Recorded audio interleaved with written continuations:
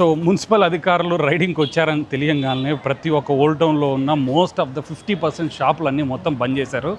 So వీళ్ళకి municipal అధికారులు ride చేస్తున్నారని ఇంత భయం ఉన్నప్పుడు ప్లాస్టిక్ అమ్మడం ఎందుకు, ఇంత తలనొప్పి తెచ్చుకోవడం ఎందుకు, ఇన్ని భారీ జరిమానాలు విధించుకోవడం ఎందుకు అని చెప్పేసి చాలామంది ప్రశ్నిస్తున్నారు. సో ఇప్పుడు మనం చూడొచ్చు, మనం ఇక్కడ కూడా మనకు షాపులో తనిఖీలు జరుగుతున్నాయి ప్రజెంట్.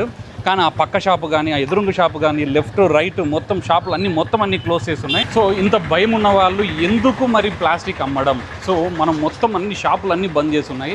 సో ఇలాగే ఎన్ని రోజులని బంద్ చేస్తారు? మున్సిపల్ అధికారులు కూడా వీళ్ళు సంవత్సరానికి ఒకసారి వస్తారా, 6 నెలలకు వస్తారని ఒక ధీమాతో ఉన్నారా? లేదు. ప్రజెంట్ పరిస్థితులు మారాయి. మున్సిపల్ ఆఫీసర్ అధికారులు మరియు పొల్యూషన్ కంట్రోల్ బోర్డు అధికారులు కూడా వారి యొక్క విలువైన సమయాన్ని వెచ్చించి మరియు ఇప్పుడు తనిఖీలు చేస్తున్నారు. సో వీక్లీ వన్స్ లేదా ట్వైస్ కూడా చేస్తారు. సో వీళ్ళు ఇలాగే ఎన్ని రోజులని షాపులు బంద్ చేసుకుంటారు? షాప్ ఓనర్స్ కూడా మేము చెప్పేది ఏంటనంటే, మీరు ఎన్ని రోజులు ఇలాగ మూసుకోలేరు.